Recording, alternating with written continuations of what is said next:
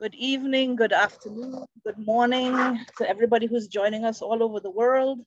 My name is Alan, and I am here with the good folks from BirdLife Israel, who are stationed all over the country, waiting to show you some spectacular migration and to share with you some of the great birds that are coming through the country right now. I'm happy if you guys want to share on the chat where you're checking in from. I see that there's 49 people already on board with us. We're expecting a couple hundred. So let us know where you're from, if this is the first time joining us, if there's a bird that you specifically want to see, and what your favorite bird is here in Israel. Some of you may have had a chance to join us in previous live broadcasts throughout Corona. It was so popular that we decided that we're going to keep it going, even though the world has started to open up and people are traveling. We know that you can't all be with us during this migration season, so we bring this to you. And I can already see that Noam down in Eilat, Noam Weiss, and Nadav Yisraeli up in the north are ready with some birds to show us. And Yoav Perlman is standing by here at the Neely and David Jerusalem Bird Observatory, waiting to show you some of the birds in the ringing center. So without ado, let's go straight to Noam because he's got somebody hiding under a bush. Noam. Yes, so welcome everybody to the Eilat Bird Sanctuary. It's still summer here, autumn migration, but it's very, very warm. As you can see, also the Squawko Heron is now looking for some shade. So migration is on big time. We have lots of warblers, lots of storks have passed us. Some black kites and Levant sparrows ruled our skies. And this beauty, this Squawko Heron is now staying in the shade, but not too far from the water. So if a fish will suddenly show up next to it, it will be real fast catching it. Food is everywhere. Located just on the edge of the Sahara Desert, the migratory birds on their way to Africa from their breeding grounds in Europe are now stopovering here in the Eilat Bird Sanctuary, looking for last bits of food before they have to cross one of their most difficult challenges in life, and that would be crossing the Sahara Desert, making it safely into Africa. So this Squawko Heron now is struggling to get another fish that might be enough for her to leave tonight. So the whole area is pretty full of shorebirds, some ring plovers, and the little stins and sandpipers. So come back to us for more later on.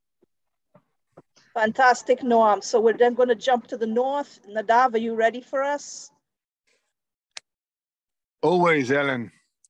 Hi, everybody. This is Nadav Israeli from the north part of Israel, here in the Hula Valley at the foothills of Mount Hermon. At the moment, I'm in drying up fish pond in the northeastern side of the valley, just at the foothills of the Golan Heights, and with a wonderful flock of white pelicans just landed here about 30 minutes ago.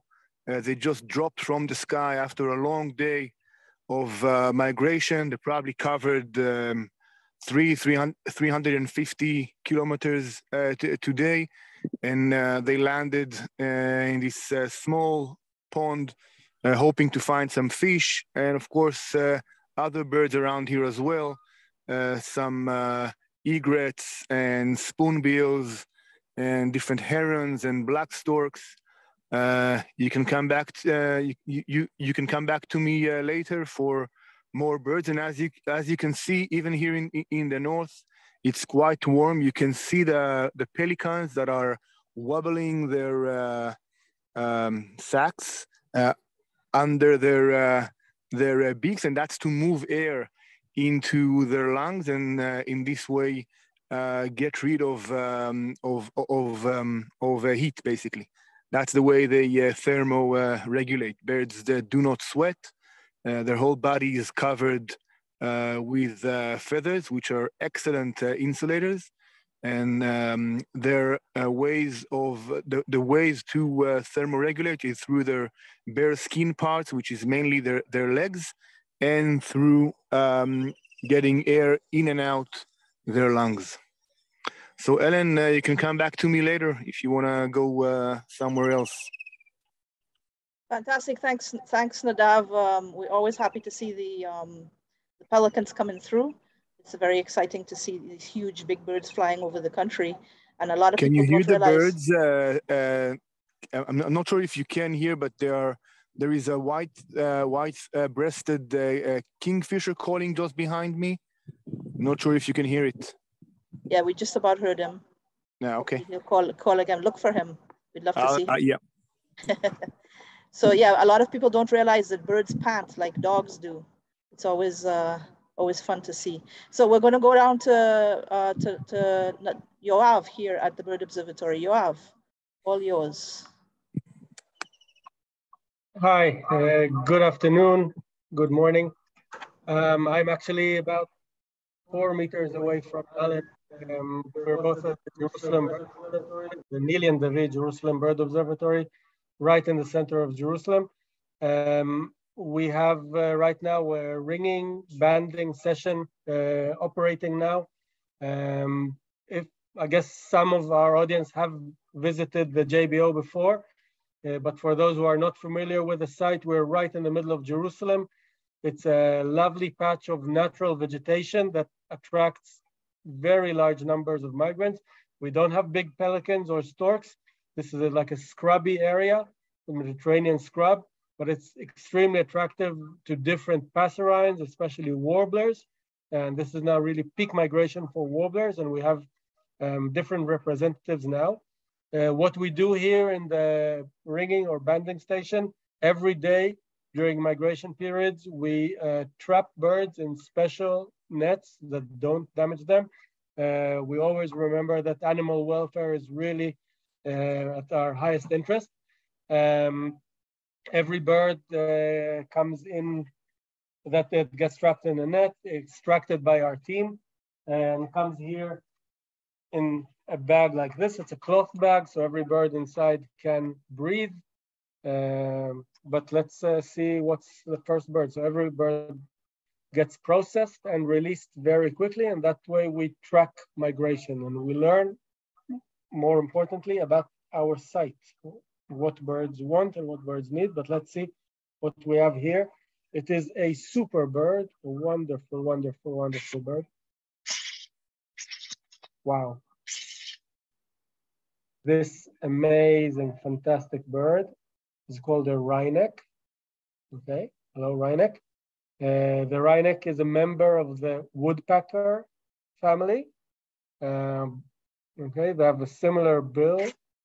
They have amazing camouflage colors. Okay, look at those beautiful patterns on the wing, on the tail.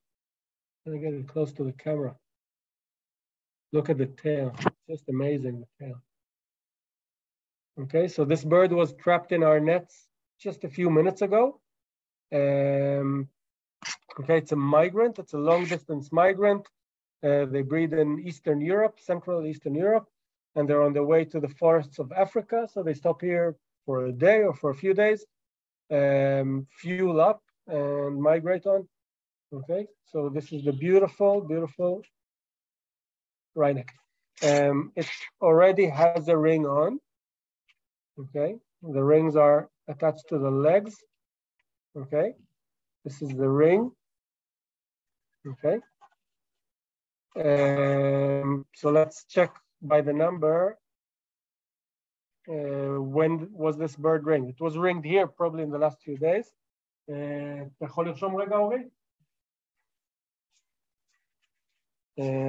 Ori will be helping me with the data. It's really important to record the data and collect it. Ori, תקרא. לכידה חוזרת. Yeah, okay. רשת 86, לכידה חוזרת, AD, 95755. Okay. Wryneck. It's called wry neck because it sometimes rise its neck, is like this and like this. But this one isn't in the mood at the moment.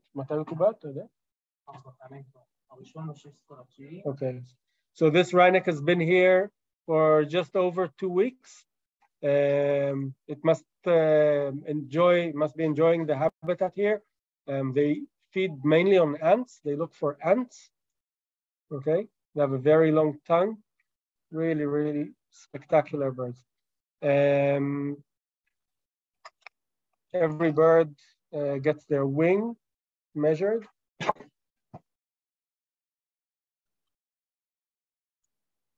Okay, I'm measuring the wing on this special ruler. 91 millimeters.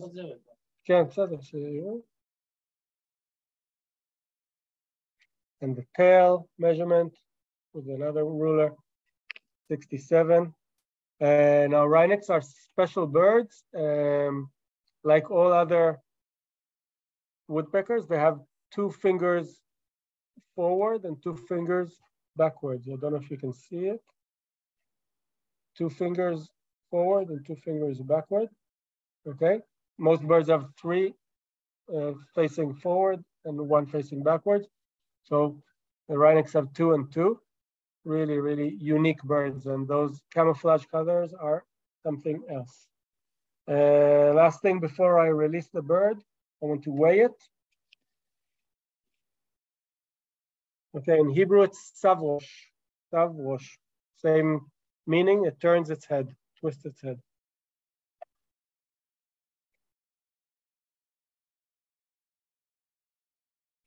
$36.8 grams. Okay, so all these 36.8 grams have already migrated several thousand kilometers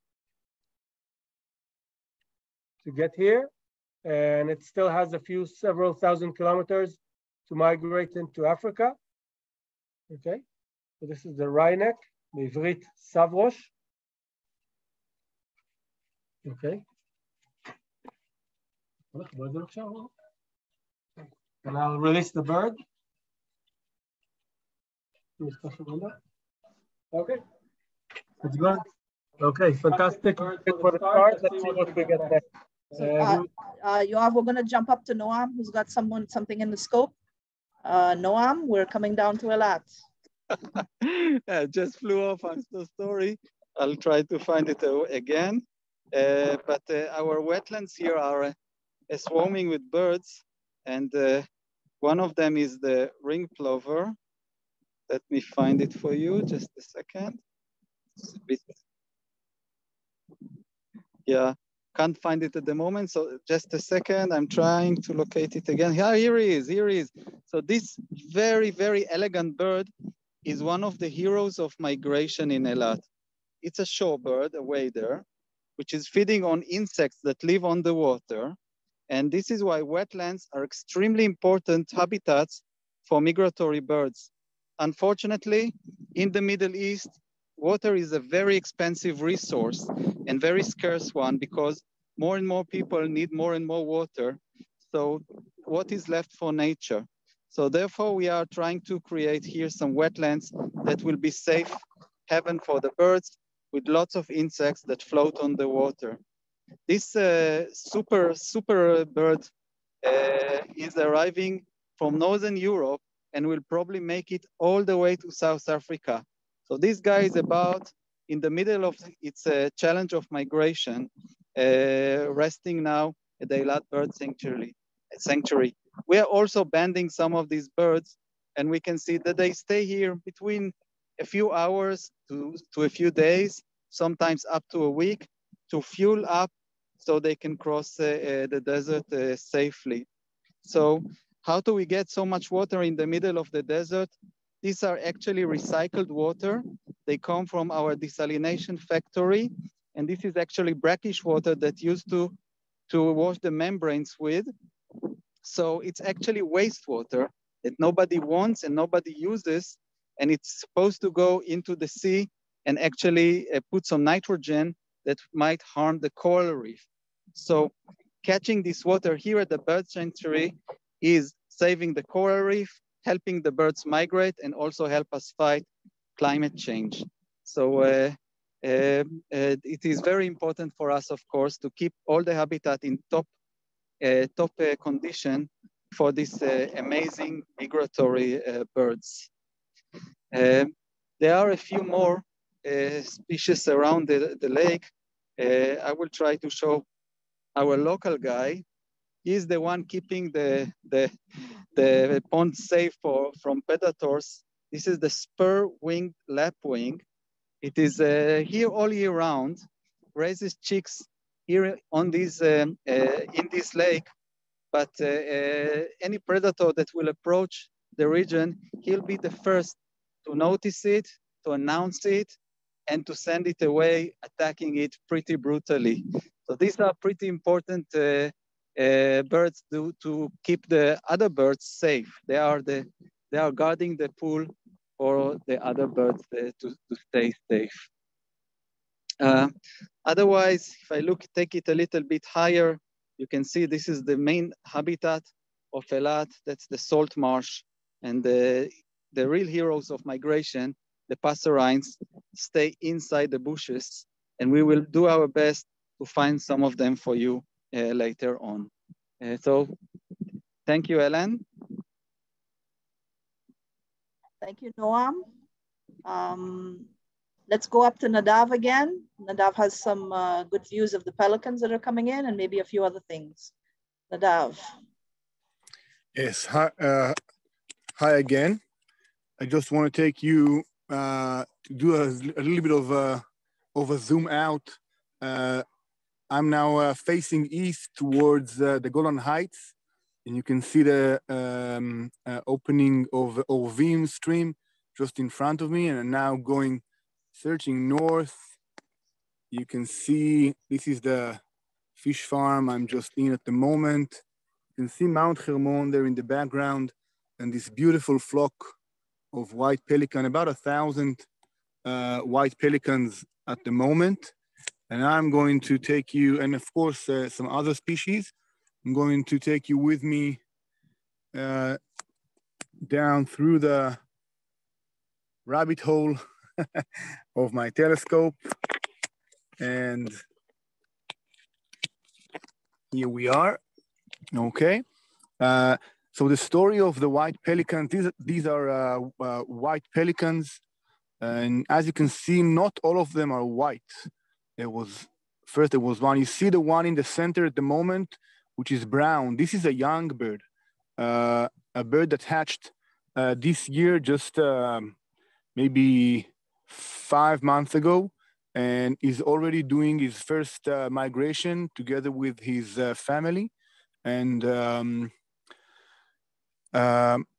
white pelicans, they breed in the lakes in Turkey and Greece and Romania at the delta of the Danube River into the Black Sea, and they spend the winters in the Sud marshes in Sudan. That's quite a long journey for such a big and heavy bird. They are the largest and heaviest bird to cross the Sahara Desert on migration. White pelicans have a wingspan of just about 3 meters. That's a very, very big bird. And the males weigh up to 12 kilograms. So it's really a big bird, and they soar. They don't flap their wings on migration. They open their large wings, and they depend on hot air thermals rising from the air during the day and only above land. So that's why they don't cross. If you can vision the map of the Black Sea and the Mediterranean Sea and Africa, they have a much shorter line if they would go in a straight line directly from the Black Sea over the Mediterranean down into Sudan in Africa, but they cannot migrate over open seas. That's why they are doing a detour around the Black Sea and then around the eastern shores of the Mediterranean Sea over Israel. Israel is the only land bridge, only land connection between Europe, Asia, and Africa, and they depend on mainly the freshwater wetlands and habitats in Israel, because this is their last chance of drinking and feeding. They feed only on fish before starting this challenge of crossing the Sahara Desert. The Sahara Desert is about 2,500 kilometers of a desert they have to cross before reaching the winter destination in Sudan. That's why wetlands are crucial, and especially wetlands in Israel are crucial for the survival of this species. This is a European and African species. 90% of their migrating population of the white pelicans is migrating over Israel every year. About 50,000 birds, 50,000 individuals, and they suffer from different challenges, and lack of food is the last thing they need, and lack of places to land. Noam said it earlier, why wetlands and freshwater bodies in Israel are so important, and this is another example why they are so important. And now there's a little spoonbill, you see, the white bird in the front, searching through the water with its spoon-shaped bill. Just, you see it now in the center now. I'll focus a little bit. This is a spoonbill, another wonderful migrating bird. See, that's lovely. Walking through the water is probably chasing at the moment, chasing a fish or didn't find it.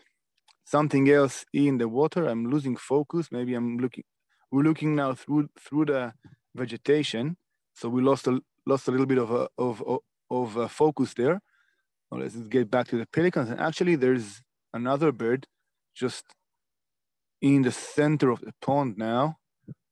Wonderful. That's, oh, don't fly. Okay.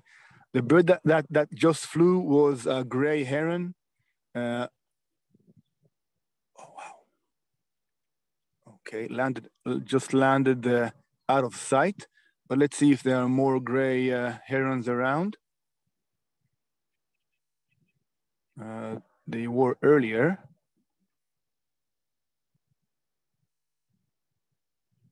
Some more spoonbills here on the shores, and little egrets, some teals, species of a duck.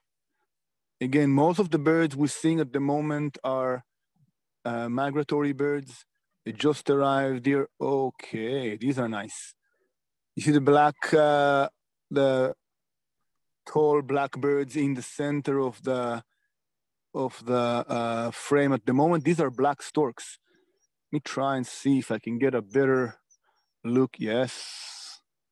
Okay, this is a flock of black storks just dropped from the sky about 5 minutes ago. I could see them high in the sky. They just finished day of migration, and I could actually see them falling or coming down from very high altitude.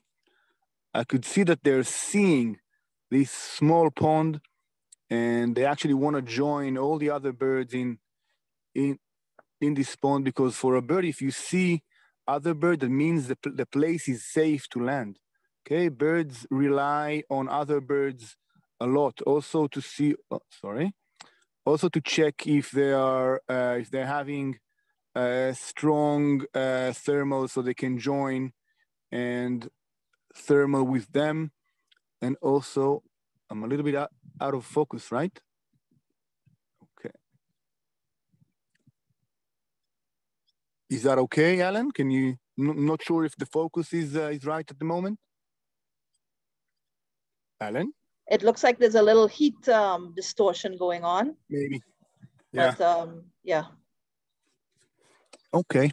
So these black storks just arrived maybe 5 minutes ago, and you can, I don't know, to me, they look tired. They've been holding their wings open for a whole day, like maybe 10 hours of migration from 8 in the morning or something like that.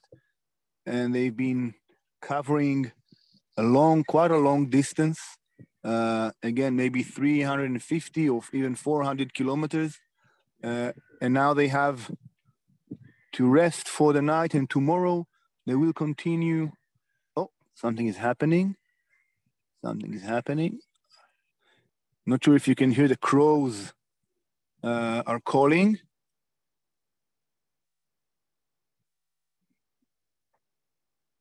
Oh, wow.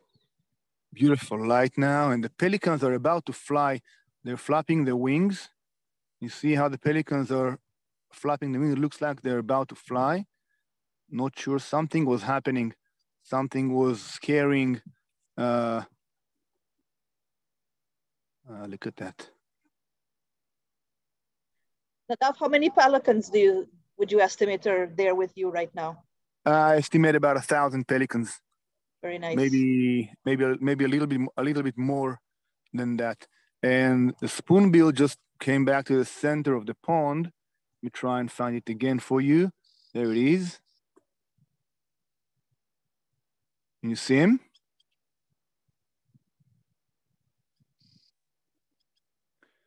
For those of you who know the roseate spoonbill in America, someone mentioned, is it the same bird? It's a cousin, but this is the Eurasian spoonbill.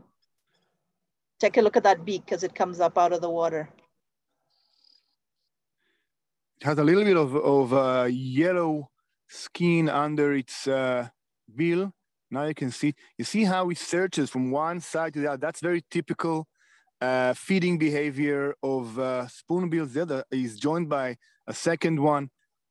See how they go from side to side, searching the muddy water for any kind of food, little fish, snails, whatever they can find. Sometimes they fight over the food, okay? If one finds a food item, the other one might try and snatch it from him.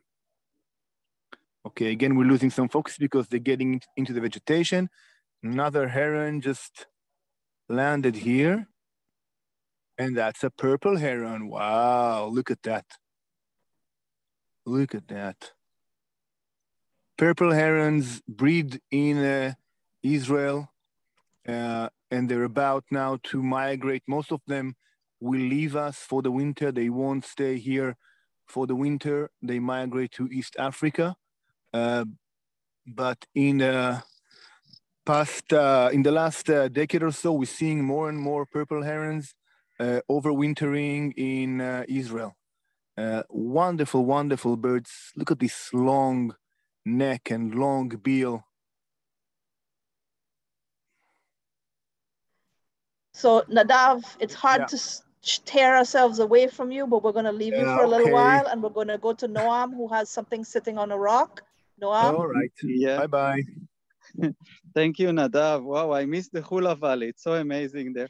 And I'm down here in Eilat, which is also pretty great. We are with a whiskered tern, which is here for also as a migrant. And what is really exciting and amazing to see is all these young birds making their way on their own.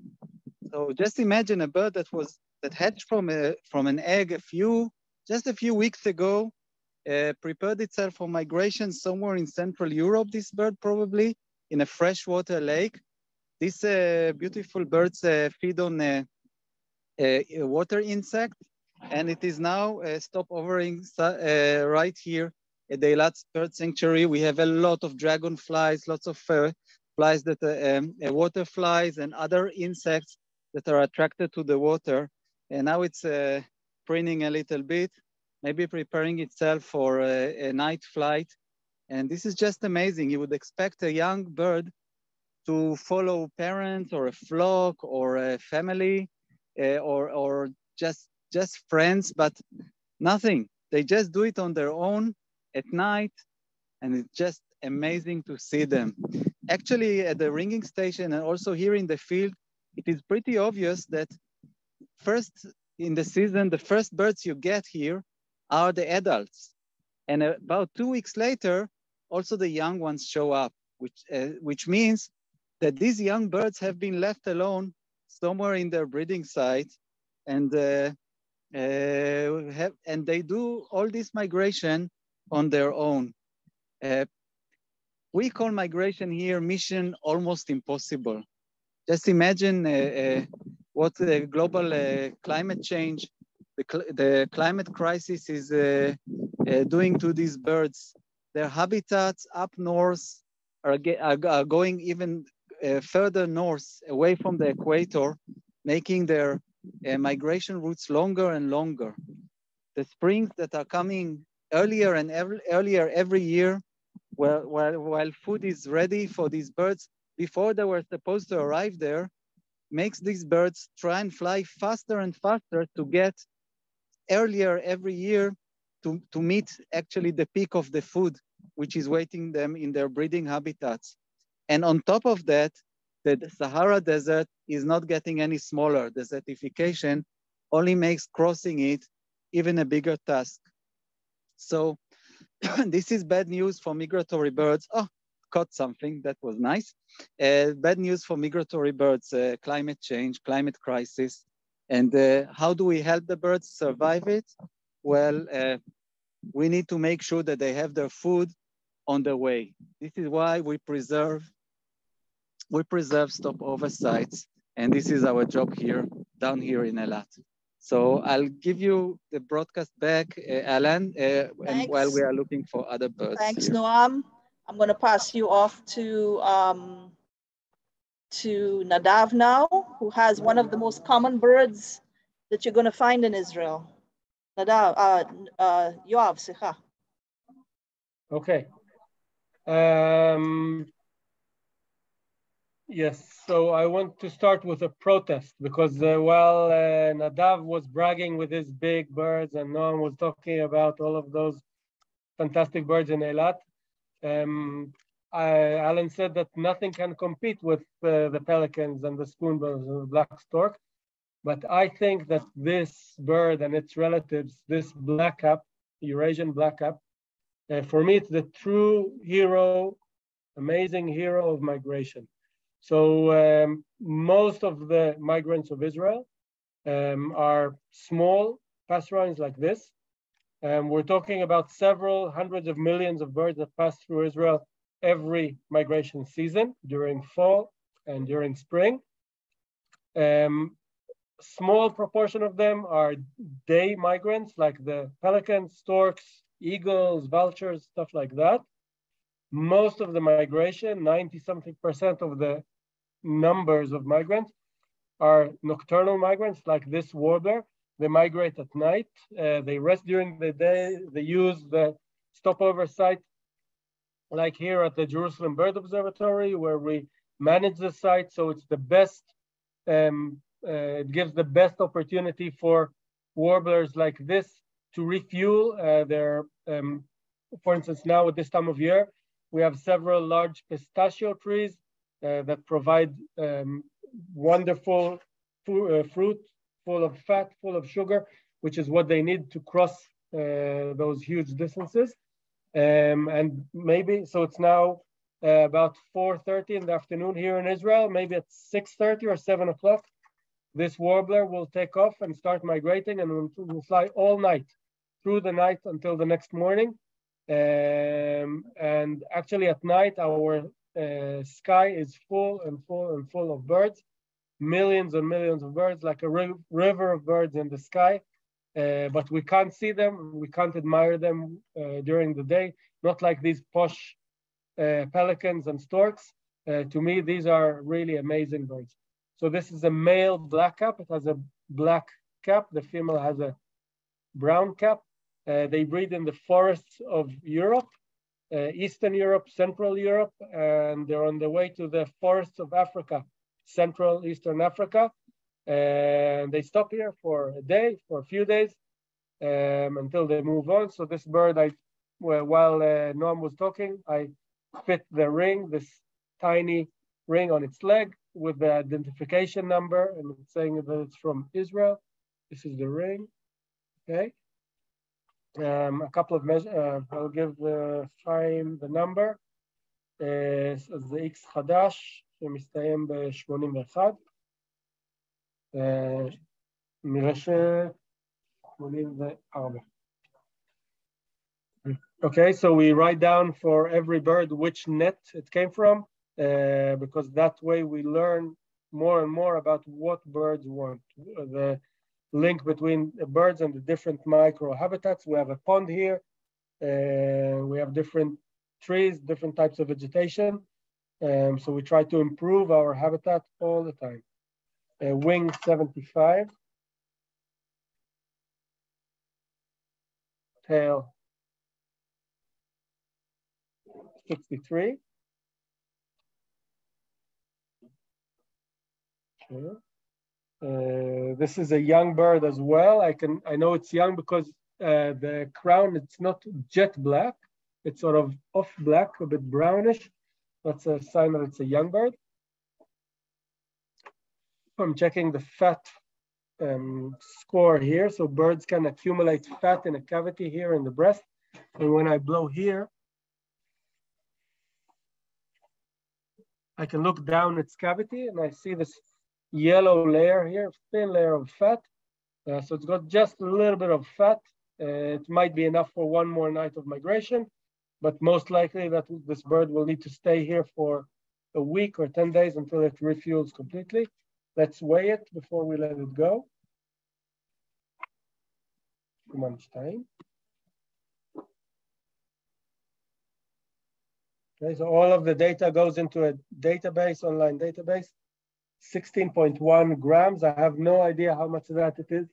Is that in ounces?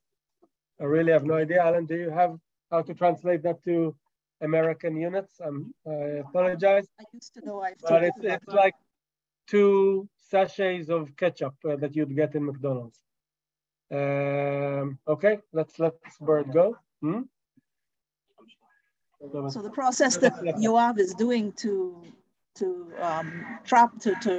ring these birds and check all the different parameters and measurements helps us to track the migration as well as the local species of birds that are coming through the JBO.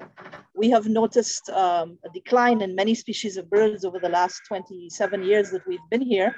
And in fact, the state of the worlds of the birds of the world report that just came out showed some staggering numbers that in the last 40 years, there's been serious decline in birds all over the world. Here in the European area, something like 57% of farmland birds have disappeared, and a large number of insectivorous species all over the world. As insects are disappearing, so are the insectivorous birds. So we've been seeing a few birds around in Eilat and here who are very dependent on the insects that we allow to grow here, and trying our best, not just with the big birds that are eating fish and grain and stuff, but also with the insect-eating birds to try to provide them with habitat that they can feed on. We're going to jump back up to Nadav. Nadav has some ducks, it looks like. Yep. Yes, nice. Some ducks. Hi, welcome back. Some teals, but in the middle of the frame at the moment, this is a marbled teal. I'm not sure if you can see it. Just in the middle with its head now in the water. When it takes its head up, you can see it has like a dark patch around the eye. That's a marbled teal, or a marbled duck. One of the rarest ducks in Israel and in the Mediterranean. It's endangered species. And I think the word that you're hearing over and over again is habitat, habitat, habitat, habitat. We're trying to restore habitat, to preserve habitat.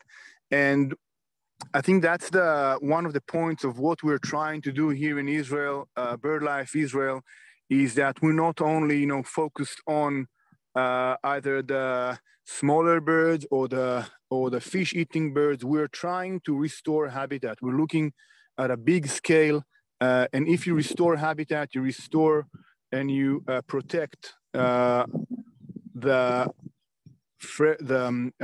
wetlands. So you protect also the water bodies. You protect the banks. You protect vegetation, and this way you can. You are basically supporting the entire, we're hoping to support the entire ecosystem. And I think that's a very important thing to understand when we're talking about nature protection, about habitat protection. This is what we're trying to do. We understand the importance of the habitats here in Israel for the whole ecosystem. Well, we are interested only in birds, okay? But there are other animals out there who we care about as well. And protection of habitat and restoration of habitat, for me, I think that's the only way we can actually protect and preserve and support the ecosystem around us. For rare birds, for common birds, like the black-cap Yoav just showed you, and for rare breeders like this wonderful marbled teal. I want to take you, more white pelicans overhead just now, coming in. I want to try and show you, we're up on the trees at the moment. Nice flock of pygmy cormorants. Try and get a better view. Some of them. Okay. This is a pygmy cormorant. This is a fish-eating bird. No. Sorry, let me try and get better views of them. Searching the trees. Okay. And now we focus in.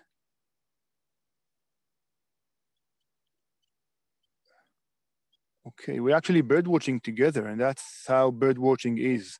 Not always getting the best frames, but we are doing the best we can. I have a small flock of pygmy cormorants. Pygmy cormorants breed in Israel in growing numbers. They're feeding on small fish.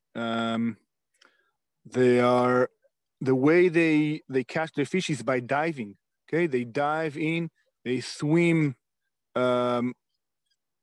faster than any fish in this ecosystem here, and they just catch their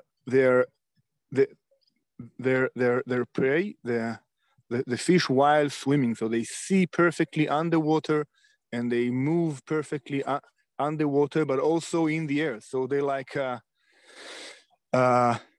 submarine and an airplane in the same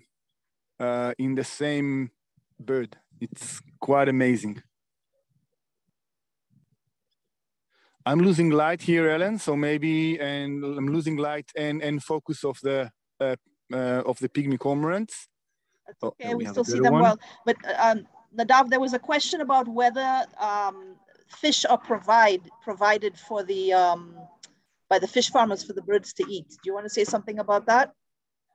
Yes, so let's look at the pelicans again while we're talking about fish providing. Well, not by the farmers, but in cooperation with the farmers and the SPNI, Society for Protection of Nature in Israel, and the Nature and Parks Authority. For the past decade or so, fish were provided for the white pelicans on migration. This year, to help them get enough fish and to be able to cross the Sahara Desert, because without it, they would just stay here in Israel and stay stuck in Israel with not enough energy to cross the Sahara Desert.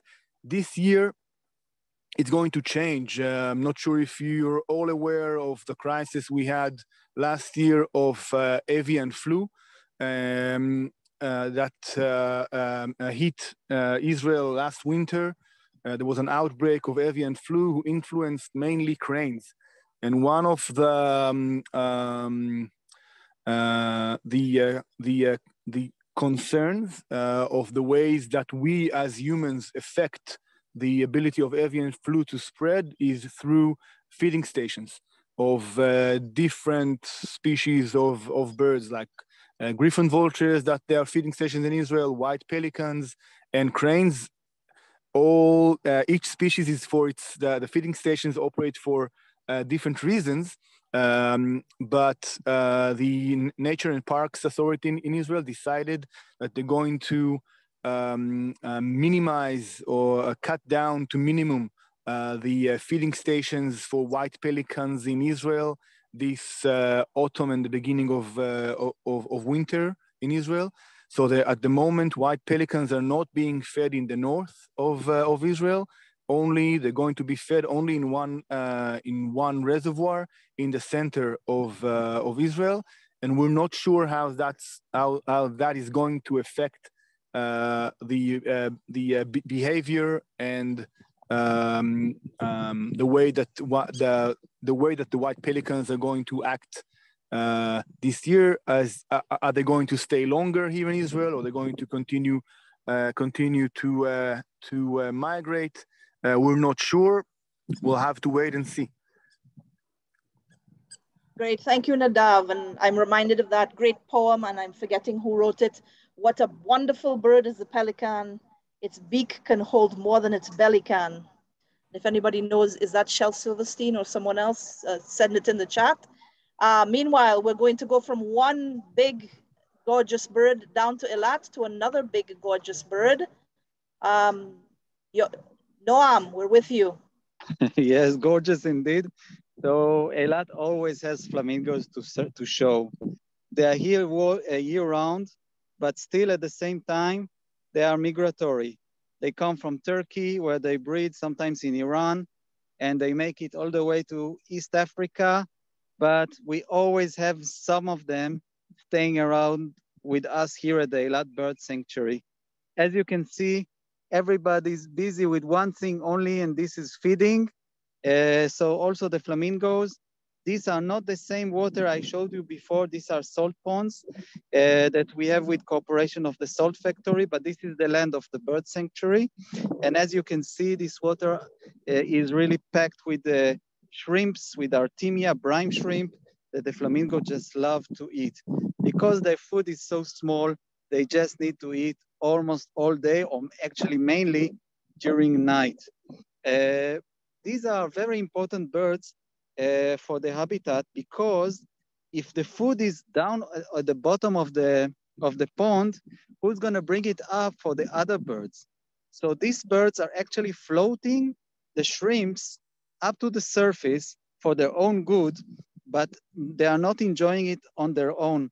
As you can see, these slender-billed gulls are actually surrounding the pelicans, enjoying the food that is floating while the pelicans are moving. Sometimes they even make a nice dance to really float a lot of it, but today it's pretty windy down here, so dancing is not needed. While they dance, they float even more. They take all the shrimps up the water. So these are really amazing creatures, and there is even one young flamingo that was here, born this year, but not here. Here he is, never bred in Eilat. Can you see it? It's pretty camouflage. It's gray, and this is a new one. This is probably about three to 4 months old. maybe made in Turkey, maybe in Iran, but it's already on the way south towards Africa. So just to give you a glimpse of where we actually are. So this is my telescope that you have been visiting the inside of it, but you must see how Eilat looks like. So you can see in the back, the Dome Mountains. This is in Jordan, the date plantations, and this is the bird sanctuary right here with the bridge. And all these 4 ponds that we have here are an amazing habitat for the shorebirds, for the waders. So you can see it here. And you can see how close we are to the city of Eilat. So we are actually an urban nature site just next to town. So this is just so beautiful down here. Alan? Thank you, Noam. We're going to go back to Yoav for a second, who has an interesting little bird in his hand. Yoav. Okay, we actually have a bit of a rarity here.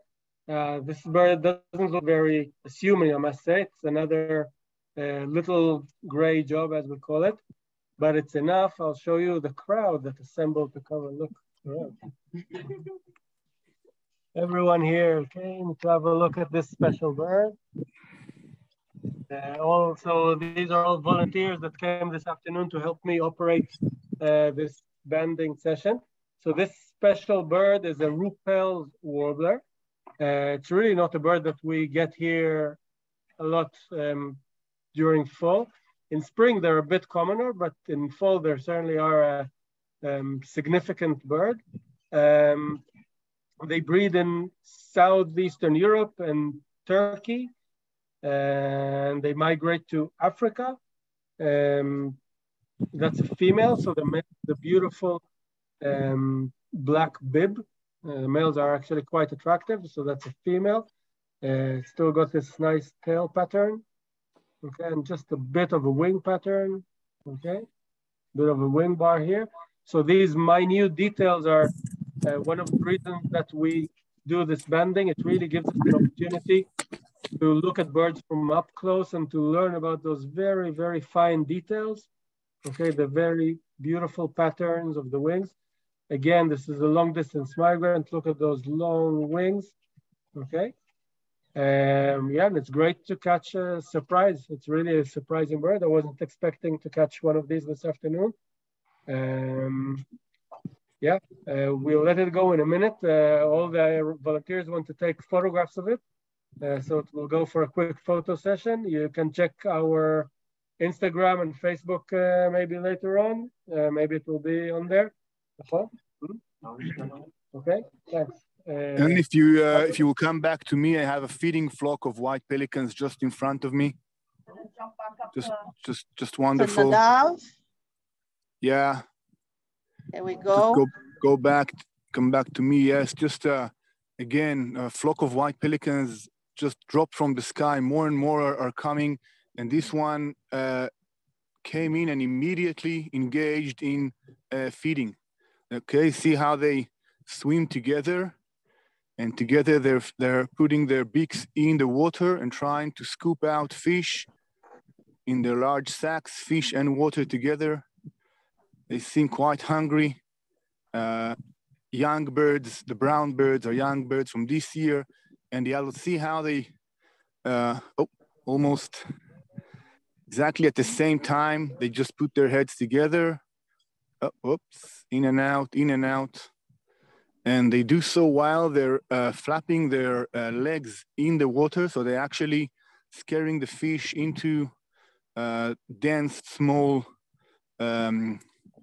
school of fish. And then they just dive with their heads in, trying to get the fish. I'm not sure if you can hear, pelicans have very low voices, almost like donkeys. They communicate those they communicate with those very low bass calls in the air that carries very long distances. And from time to time, you can hear them just like flying donkeys. Our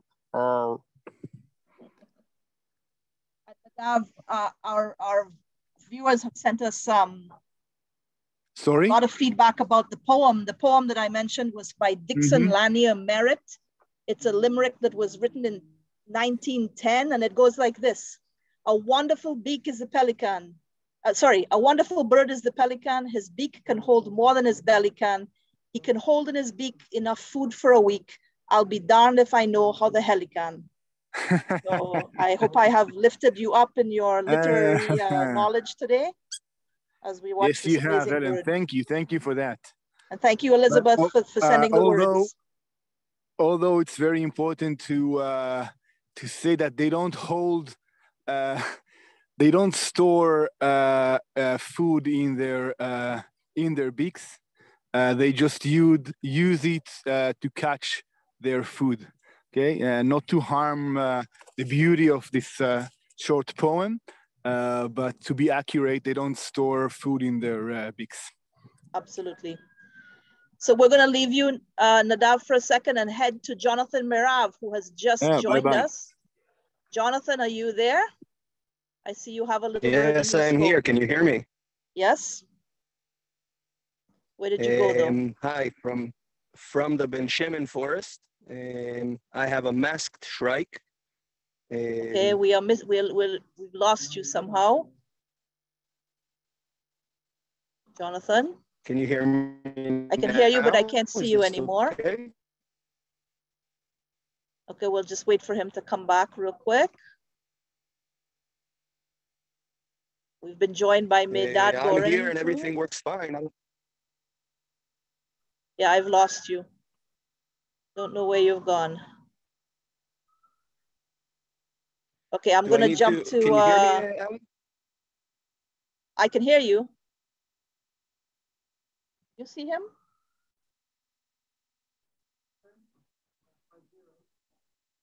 I mean, everything seems to be working fine on my end, camera and sound, so I don't know what the issue is. Let's try again.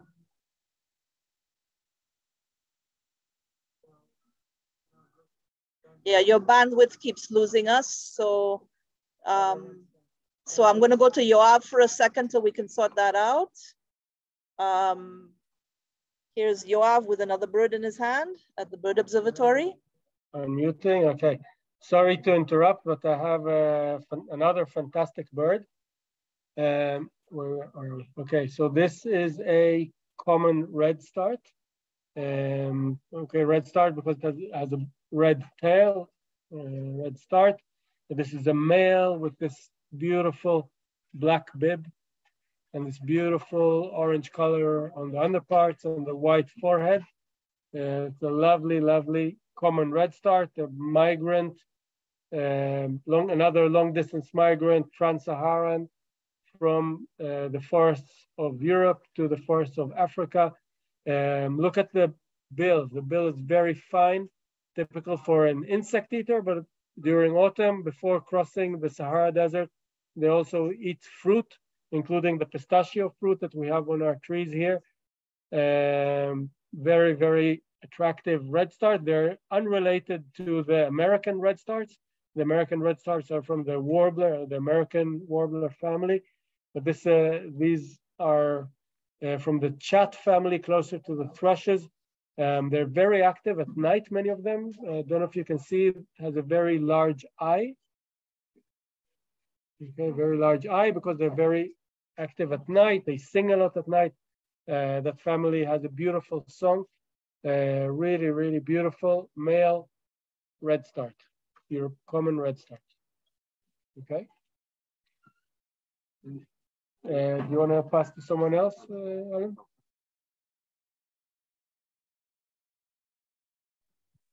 Can you hear me in Eilat? Noam, we're going back down to you.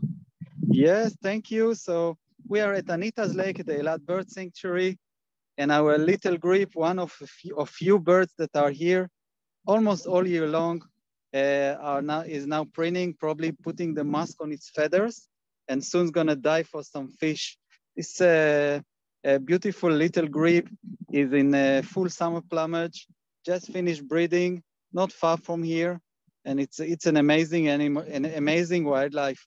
Did you know that when they dive, they keep dry? They stay dry, so they can, one, float back and also fly the second they go out of the water. So they are not full of water, they're not too heavy. And the way to do it is just have a lot of musk on your feathers that protect them from the water. These are pretty noisy chaps down here at the Eilat Bird Sanctuary. We see them all the time and the guests really love them. And some of the hobbies of the visitors here is to check how long can they stay under the water, and people swear they count more than a minute. These are pretty amazing birds that is now cruising our lake on the way to another fish that it probably wants to feed on. They do migrate, but not very far away. I can just guess that this individual might already be spending the winter right here in Eilat. So here with me is Bella Bartsch from Germany. He's an intern doing a research about pest control by migratory birds in onion fields. And he's looking for the birds for me as we speak, finding another target of birds to show you. Anything around, Bella? Greenshank, where is it? Okay, there's a greenshank somewhere on the other side of the lake that and a sparrowhawk just up. What just crossed was a sparrowhawk trying to catch a greenshank. But here it is, the sparrowhawk is probably gone and failed. And the birds are all hysteric, as you can hear. And I'll try to find this greenshank, not so easy because the lake is pretty large. It's funny, Noam, we just had a sparrowhawk fly through here a little while ago as well. Yeah, so here is the greenshank. It's pretty happy that it escaped the sparrowhawk. This is just the time for the Levant sparrowhawks actually to pass our skies. And last week we had flocks of up to 1,000 birds, Levant sparrowhawks.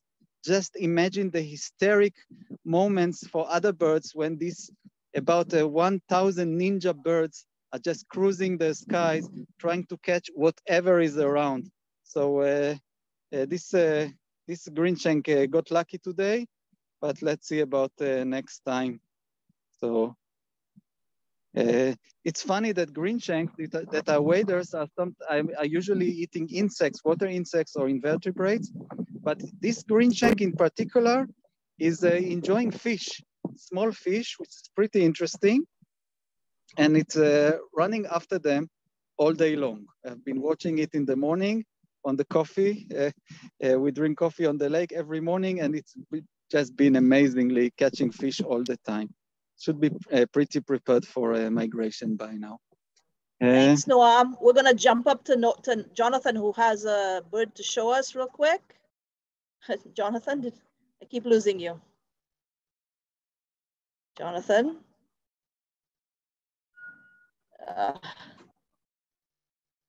I keep seeing Jonathan with a shrike in his scope, and then we lose him when I go get him. He's out in the field. Hi, can you hear me? Can you see me? Do I see you?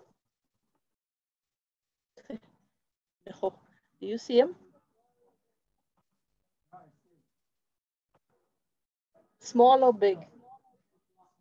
Okay, I've lost you, Jonathan. There we go. Is this you?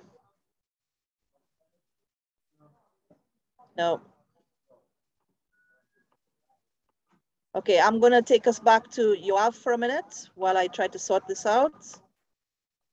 Okay, so we are waiting for more birds to come from the nets. Hopefully we're not done yet for this evening. So I have a few minutes to tell you a bit more about what we do in BirdLife Israel. So BirdLife Israel is a branch of the Society for Protection of Nature in Israel, which is in fact the largest conservation NGO in Israel.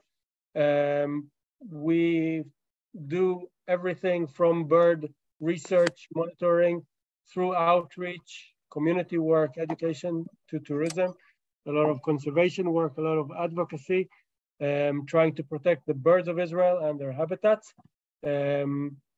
Nadav, Alan, Noam, Meida, Jonathan, they're all part of the BirdLife Israel team. We're spread around the country. We have a network of bird observatories. The Nili and David Jerusalem Bird Observatory, where I am just now, is one of those. In Eilat, we have the Eilat Birding Center, which is run in collaboration with a few other organizations, including the JNF, Kakal, and the city of Eilat, the municipality of Eilat. We have another bird, So if you can just come to me now, you can see. Ellen, can you highlight my video? Yeah, just more pelicans are dropping. Pelicans in the air.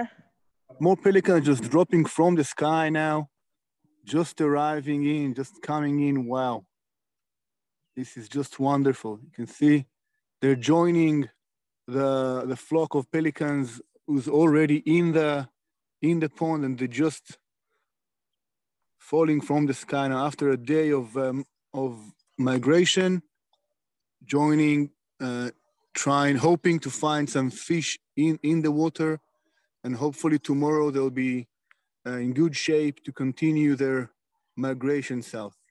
Sorry, Yoav, back to you. Okay, so we just received the bird that arrived from one of the nets. Okay, this is another warbler species we have here, one of the commonest warblers that passed through Israel during migration. This is a lesser whitethroat. Look at the camera, not at me. Okay. This bird is quite terrified at the moment. Okay, this is not the peak of its life currently, but I will release this bird in just a couple of minutes. And the good thing about how bird brains work, they forget this event within minutes. Research showed that every small bird like this experiences between 10 and 15 near misses, like predation events every day. So this is really not such a big deal for it, I hope. So let's process it quickly. So as I said, lesser whitethroat, another long distance migrant from rings that we have on them. We know that they come to us mainly from Western Europe. They do a huge circuit around the Mediterranean to migrate through Israel. And they spend the winter in Africa, and quite the arid parts of Africa, and the Sahel zone and the Horn of Africa. Again, look at the shape of the bill. It eats insects and arthropods and also fruit. Okay, lesser whitethroat. Really quickly,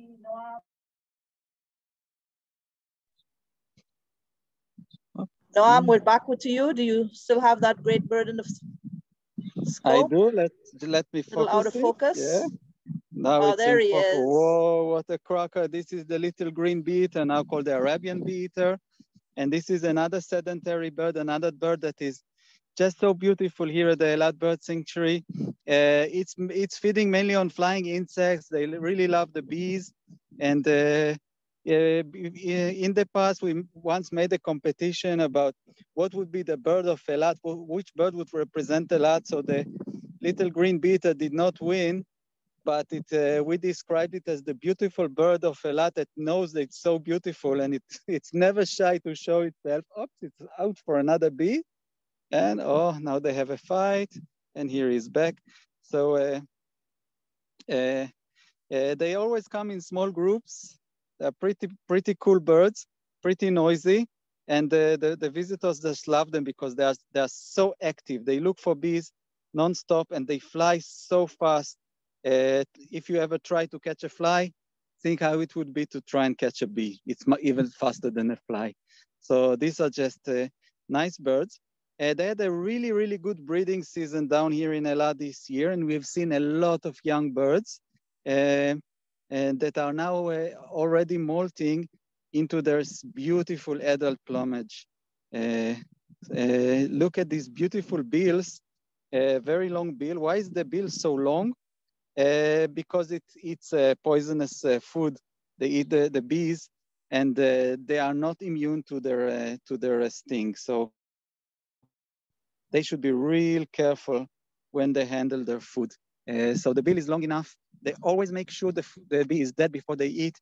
They hit it on a branch or on a fence, the fence of the bird sanctuary right here, so they can safely feed on it. And it's off for another bee.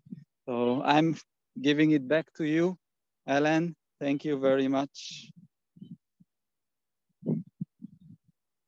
Okay, let's see what Nadav has up in the north. I know he's starting to lose light. Oh, but yes, he's got a nice bird there. Yeah, just a minute. I'm with you. This is a lovely Avocet, pied Avocet. It's a shorebird.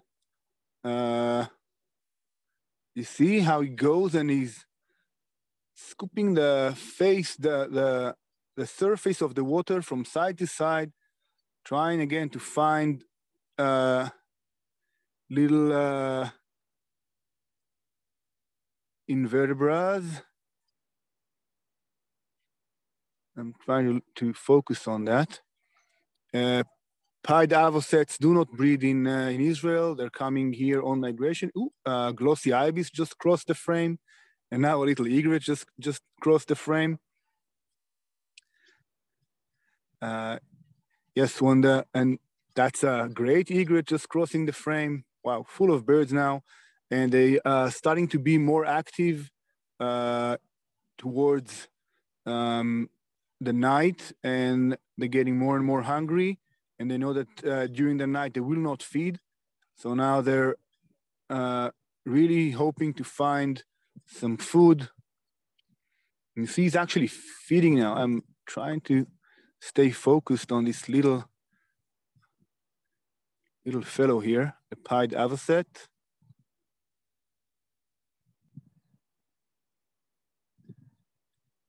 You see how his bill is slightly curved up?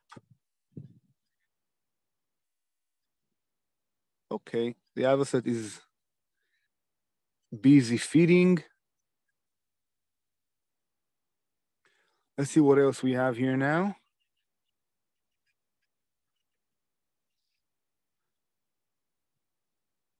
Okay, some more white pelicans. More and more teals came in. Again, they're feeding in the shallow water. Quite a lot of the birds, when we think about freshwater bodies, we think about the deep water. Birds not necessarily need the deep water. Most of them are feeding in the shallow water at the edges of the lake or the wetland, because this is where all these shorebirds like this. Well, the Glossy Ibis is not a shorebird, but the long-legged birds like this Glossy Ibis and the Avocets and all the egrets and the herons and the stork, they're using their long legs to stand in the shallow water, and they feed from there. So some of them feed on the fish, some of them feeds on the invertebrates in the water. Oh, look at this lovely great egret. And there's a little egret in the back. You can see the size differences between those. And a young pelican with its back towards us. You can see what most of the birds are doing at the moment. They're either feeding or they are preening. Imagine this pelican. You see this adult white pelican, for example. It was migrating through the day, and the feathers have lost shape, and now it's time for this pelican to take care of its feathers. So he's preening, cleaning, getting the feathers back into shape to be in better condition for tomorrow's migration day. Probably tomorrow morning around 9 a.m. these pelicans, when the air will be hot enough, these pelicans will start another day of migration, and they will land again 300 or 400 kilometers south of here. So Nadav, I'm just going to jump back down to Noam, who has a nice stilt. Yes, the Blackwing Stilt, another bird that was probably born here in Eilat. These beautiful stilts, they feed on the on the deeper water. So they have less competition with the rest of the shorebirds, with the migratory ones that come here. So when you're a shorebird and you look for water insects that maybe are a little bit scarce sometimes, it's good to have this kind of flags so you can just have it all for yourself. And you can see the poor migrants that cannot carry big legs all the way into Africa. They end up on the beach. And you can see here 3 species. There's the dunlin, in the middle is a yellow wagtail, it's a passerine, and a ring plover on the left. So you can see all the birds here are into insects at the moment, enjoying the water we provide, the wetland we provide here. You see, I'll tell you a small secret. We went out of the bird sanctuary a little bit to the drainage canal of Eilat, which isn't our land, but we are still allowed to put our extra water into this beautiful habitat and actually create more stopover sites, even if the land isn't actually ours. So the dunlin comes from Central Europe. And it will be going towards all the way to South Africa. Again, stopover sighting, stopovering right here, and the ring plover. And you can see our stilt is happy as ever, 0 competition, and always happy. Look at these beautiful long legs. It is really, really young. We have seen the first born stilts this year, somewhere in June this year. So this must be just 3 months old maximum. They're having great time. This is it. I'll show you more. The mountains are becoming red slowly. And you can actually, if I do maybe a bit like this, over the fence that you might see in the distance, sits the Bird Observatory, our neighbor bird observatory, which is also doing fantastic job preserving habitats. But unfortunately, we cannot cooperate with them because of political reasons. They don't want to. So this is a shame, and it's time to protect nature together, all together. Next November, we are going to hold a conference here, a workshop, bringing people from all over the Middle East, Central Asia, and the Balkans to celebrate protecting flyways of birds. And we will be discussing what will be the best ways to cooperate together, to work together, learn from each other.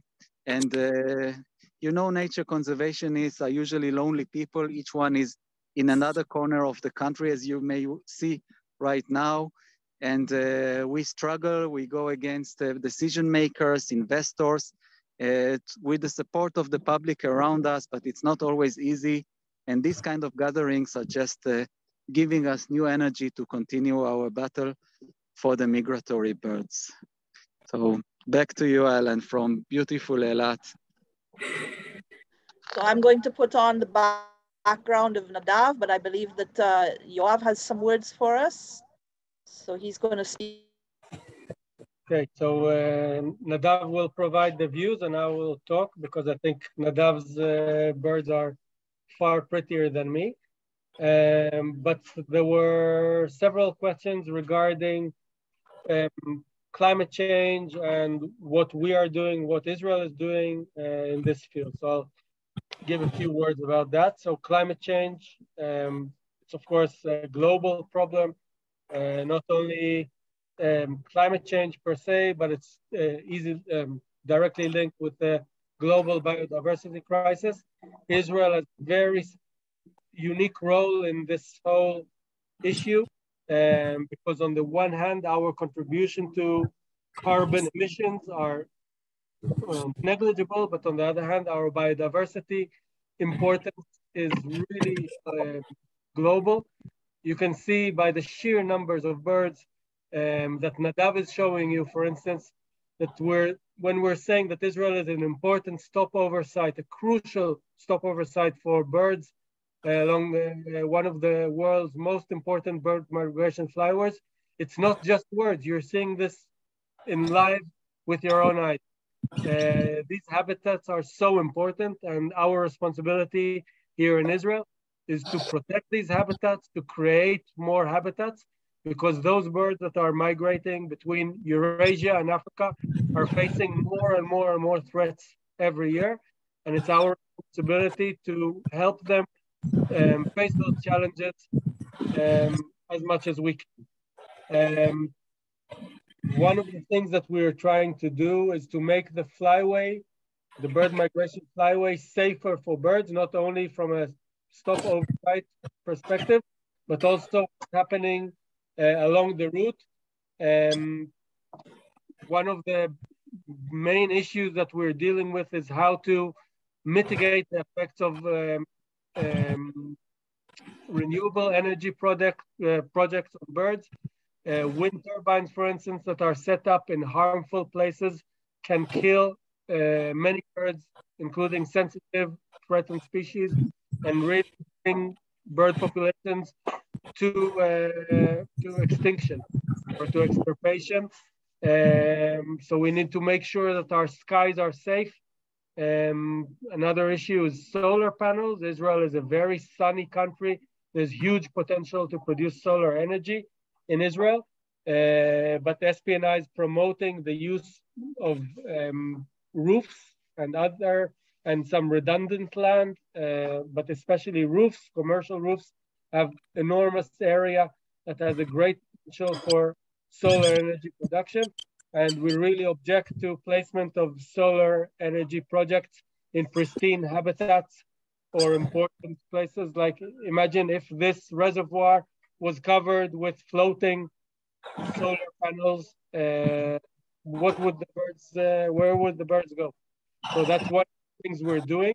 And that's one of the reasons why we're promoting our Startup Nature campaign, where we're creating new or improving stopover sites for birds, not only as a direct contribution to birds, but also as we're trying to promote a new climate in Israel, that rather than more wind turbines kill birds or solar panels that destroy pristine habitats, we think that Israel's contribution to fight climate change and the biodiversity crisis needs to be more and more habitats for birds. That's another way to support biodiversity, but also it's important to store carbon that way.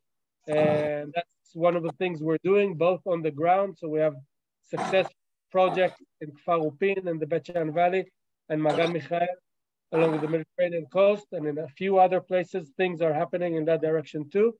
We're very proud of our projects, and we're looking forward to more impact, both on the ground, but also at the policy level in Israel, something we're working on, and hopefully we'll see results soon. Thanks, Aaron.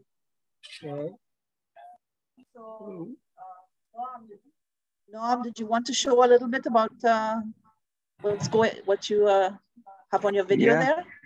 Tell us a little bit about what you're seeing. Yes, so I wanted to take you for a small tour into the community area of the bird sanctuary. We produced it also for birds, but also for people, because in the end of the day, what is actually making a difference, what makes the change, our theory of change goes through public opinion and the support of the public. And this is one of the statues made by Anat Stekler from our local community in Kibbutz Eilat. And we had an event about plastic pollution in the ocean. We talked about seabirds eating plastics that floats on the water. And if I've told you before about the competition of the bird of Eilat, This was the chosen bird. This is the white-eyed gull, which is always in Eilat. It's endemic to the Red Sea. And this guy is made of recycled material. And you can see in his belly is lots and lots of plastic. So when these birds feed on plastic, it stays in their stomach, and they can actually have no room for real food. This is our community garden, and you can see a few things that are around here. This is our insect hotel. You can see this is a habitat for breeding bees, spiders, lizards, sometimes even snakes. The roof is, of course, green, like it's a habitat. This is actually the back of our toilet, if you ever need to visit us. And as you can see, local artists, actually Iris, they painted this place, so it looks just beautiful. Our signs are, of course, in 3 languages, as our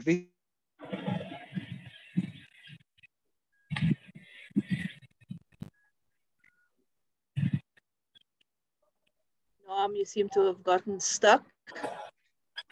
Every time he shows us the pictures of Eilat, I wish I could run down there for the day. Yes, and amazingly down there these days. Yes, and you can see it's also very beautifully painted all over the wall. And when this windows opens, the people and even the kids who are a bit too short, it is accessible for them to see what's going on inside. So, and from here, it's the trails and the habitats and the heights and the birds. So this is the Eilat Bird Sanctuary, waiting for you to come and visit. See you soon. Thank you so much, Noam. So I'm going to put the pelicans back on the screen while I wrap up and say goodbye.